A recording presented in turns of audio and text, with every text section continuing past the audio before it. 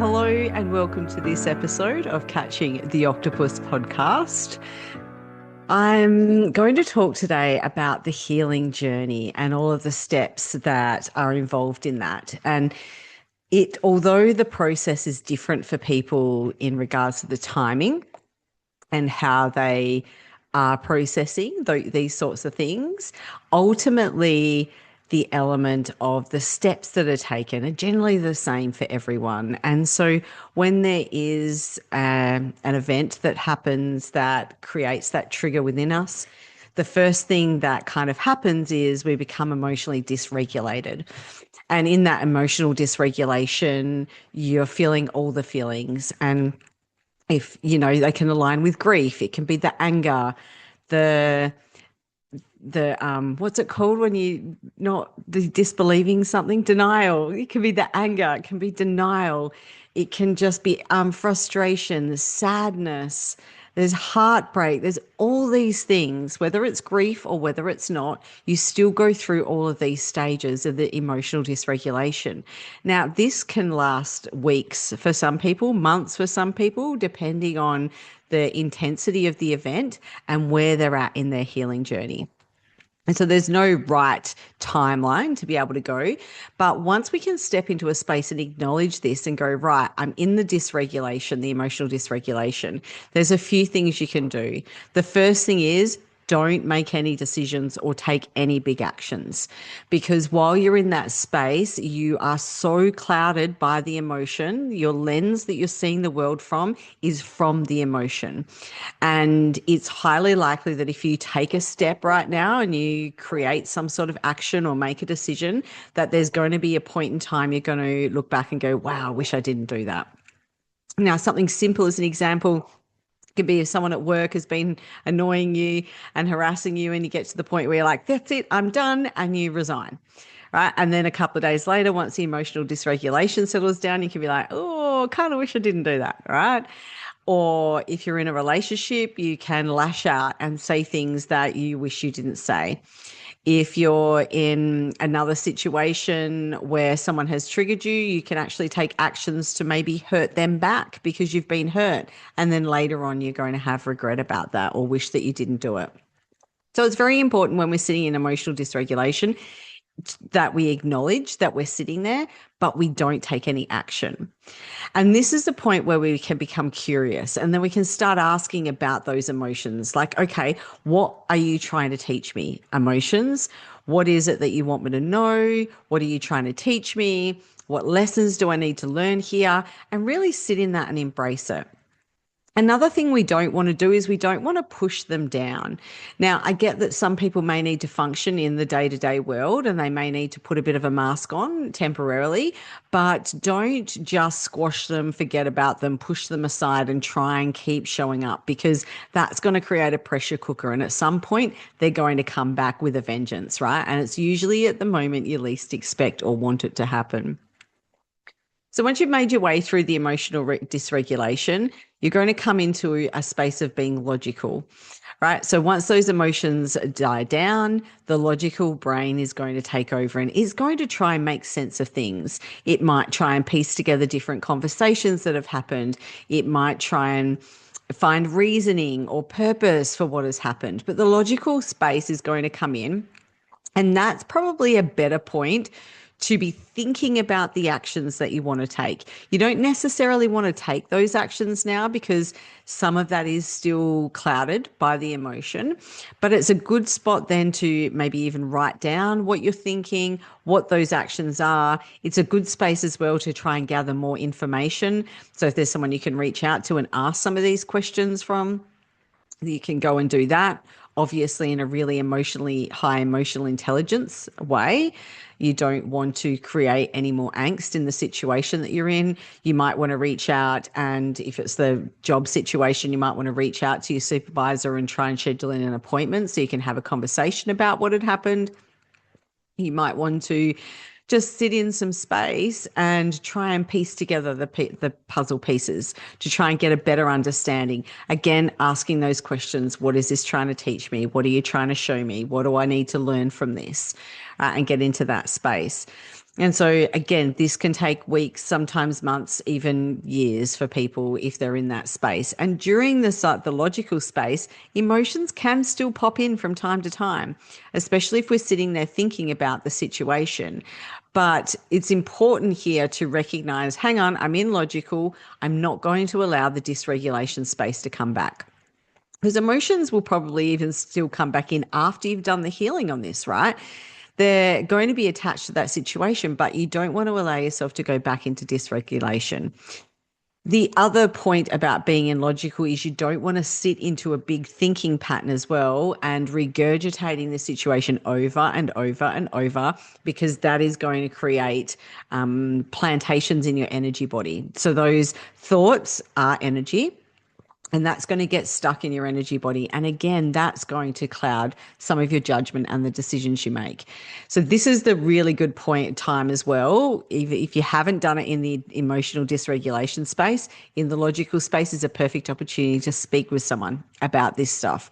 Now, yes, you can speak to family and friends if that's going to be helpful for you, but be careful about who you speak with in emotional dysregulation and in logical, and make sure they're not people that are going to feed this, because you don't want someone that's going to be on your side going, yeah, that was not great, and then start coming up with payback options or talking badly about the people involved or the situation as it was, and creating a ruminating space for you. So you're just sitting in the mud, right? You don't want that. You want to be able to speak to someone who can actually start asking more of those logical questions to get the puzzle pieces. And ideally, you want it to be someone with a therapeutical background or training. And so there's a lot of help lines that you can call. I know in my situation, I've called helplines because I'm able to talk to someone as well that has no connection to me, no connection to any of the situations, and I'm able to raise all of the details without it being tainted and be having shame or guilt about some of the details raised. And I'm just able to get a lot more clarity on the situation from speaking to someone in that space. So reaching out, having those conversations, getting a little bit of clarity in that logical space then may take you into a point of action, right? Sometimes there is no point of action. And if there isn't, then we can skip past this point. But if there is a point of action, this is where you will take it, right? Now, whether that's calling up to having the meeting to try and rescind your resignation, whether that's having a meeting with the person who the situation is involved with to try and talk it out, trying to get some sort of resolution to it, or if there's no action to take, maybe that's taking action for yourself. Maybe that's going, right, okay, I'm done with this now. I've learnt the things, I've allowed the space for the emotions, for the thoughts, and now I need to step forward into the way that I'm going to approach the world from this point on. And then from there, we move into what I think is probably the trickiest part, especially if you haven't got a lot of experience with this, and that's the trust element, the acceptance and the trust. So yes, it's happened. It's in the past. I can't keep sitting there and ruminating because it's creating this heaviness in my energy body. I now have to move forward and have trust. And at this point, if you haven't already, you're going to feel a lot of fatigue in your body, right? You're going to be absolutely exhausted because cognitive and emotional pressure is so exhausting for the physical body. And so you may find yourself in a point where you are feeling exhausted, and that's fine too. And this is a time where you need to rest. Now, rest is very important because rest gives us the ability to remove and shed all of the unhelpful belief systems or anything else that was requiring shedding as part of the incident that happened, right? And this is where we actually get to synchronize with ourselves, connect with our inner self, allow our energy frequency to increase if that was the purpose of the incident or the healing process and journey. So it's an integration phase, and it's allowing us to integrate so that when the next awesome thing comes our way, we have the capacity for it. Because I've seen the patterns, and every time I've been pushed into a real dramatic or huge healing space that's really impactful, it's followed up by something amazing being gifted to me from the universe, spirit, God, source, however you look at it. And so it's getting us ready for that next thing that's to come our way.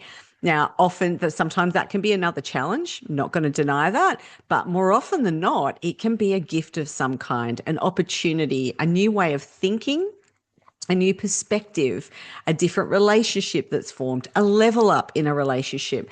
So there's so many different things that could come your way. So that rest period is really integral to the process. Now, some people try and skip that and try and suppress and push down and keep going. You're just going to be facing the same issues over and over until you actually do the healing process properly, right? But again, looking at not staying there. You don't want to allow yourself to become depressed and stuck in that rest space and not taking any actions that you need to take. But with that comes trust, trusting and knowing that where you are is exactly where you're meant to be. There are no accidents. And although that can be tricky, especially in the logical phase and the emotional dysregulation phase, in the rest phase, that's where we get to integrate that and go, okay, well, that's happened. I can't control that anymore. I now have to accept that that was part of the bigger plan, even if I don't see it and understand it and get it, but it was part of it. And now I'm going to have acceptance on where I'm going forward from here. And I'm going to embed the learnings that I learned, and I'm going to shed the belief systems that no longer serve me. And I'm going to upgrade my perception and my level of thinking and feeling and doing to be at that higher vibration. And so if you don't get stuck there, then the rest phase will then pass as well, and you will be integrated into that new space. Now, like I said, this can come and revisit anytime. That's the beauty of trauma, right? And it may just come and revisit momentarily, and you may feel it, let the emotions through, or there may be another situation that takes you right back into the emotional dysregulation. And it's important to go through that healing process again if that happens, because that could be now raising different elements that you didn't see the first time around, different belief systems, different concepts that we need to adjust and reframe to be able to move forward. But majority of the time, we're going to find that our resilience has been increased from the first one. And so when we come into that place of trust, it's just like the phoenix coming out of the ashes, right? Everything's been burnt down, and now you get to come out as the phoenix. And we can't always be in a space where we go back to who we are or were. So we can't go, oh, I'm because sometimes it will change us forever. But that's kind of the whole purpose of it, right? It is to change us. It is to grow us. It is to strengthen us in a range of different ways. And so having that acceptance and peace around that, maybe that's why it actually happened. But we may not always know as well the purpose. And so if we get stuck in that logical space of having to know the purpose and wanting to work it out, then we're not going to move in to that next trust phase. And that trust phase, let me tell you, that's where the magic happens. And when we can sit in that and we can go, okay, now I'm showing up as this version of me post healing of that. And through our lives, there's going to be many versions of us. That's okay. Because as we do things, as we're exposed to different life experiences and different emotions come through with that, different thoughts, different healings, it's going to change the way that we show up. Now, it's not always going to be drastic. And many of the times you're not even going to initially realize it, right? It's just going to be something that you might look back on at a point in time and go, I would have done this differently before, or this would have taken me weeks to process, but I'm able to process it in a couple of days, or whatever that might be. And if you're finding that you are getting stuck long term and you're not able to release the belief system, or you've identified the belief system, but you just can't shift it on a conscious level, then maybe you need to look at some subconscious work like hypnosis, the work that I do. There's many people out there that do this sort of work. Kinesiology as well is another way of actually releasing some of that trapped stuff from within the body, and the energy healing. There's so many different ways that we can actually release all of that trapped space. And then once we go through that trust, we're also doing simultaneously looking at forgiveness, forgiveness for ourselves, forgiveness for others, and those other people that were included. I've got a whole episode on forgiveness. So go and look that up if you want a little bit more on that. We're also looking at moving forward and taking opportunity. So trying to be in a space where we're not letting the incident or the event or the circumstances around that change the way that we show up if we're showing up positively. So it might create more awareness around us and it might create more learning for us, which is brilliant, which is really great. But we don't want it to then become something that hinders us if we haven't been able to do the healing completely. So we need to be a bit conscious about that. But like I said, there's no right or wrong way. There's no direct timelines. I mean, I'm very lucky that the healing that I've done allows me to go through this process a lot quicker today than I have in the past. If I look at myself, say 10 years ago, something that would take me a week to heal from now would have taken me months, if not a year, to heal from. And that's okay. And when you're going through a long period of healing, then you're going to switch between emotional dysregulation and logical and rest all the time. It's not going to be a linear stretch, right? It's going to be up and down, a bit of a roller coaster. You have a great day and then you're swamped the next day, or something pops up that brings it to the forefront of your mind and you're emotionally dysregulated again. Or you find out another piece of information and then you're in your logical brain again. And then because of all of those pressures, you're in rest again. Right. So it's not always linear. If you find yourself doing these sorts of things regularly and really honing the skills, it kind of can become a little bit more linear. So for me, I had a big event last week that triggered a whole heap of emotional dysregulation. And over the week, it was a very linear experience for me. And although I don't understand the purpose of it, I must admit it gave me a leveled up outlook on healing, and it gave me this information that I'm sharing with you now. So, that has some value in it at some point. I trust that what happened to me is exactly what was meant to happen to me, even though it was really traumatic from my perspective, even though it emotionally dysregulated me. And that part's really super uncomfortable, right? Even if you're a seasoned healer, the emotional dysregulation is uncomfortable. And especially when you have been in a healing space, because you actually are telling yourself, oh, but this and this and this is the logical way. However, this is what my body is feeling and this is what's responding. And I know in a couple of days this is going to pass, but I'm here now and I have to embrace this now and I have to feel it and become curious about it. And that's just the key, right? Feel the stage you're in, become curious about the stage you're in. Why are you in it? What's it trying to teach you? What can you learn from this? And what can you do differently moving forward? And continually ask yourself those questions. And then by the end of it, you're going to be a pro.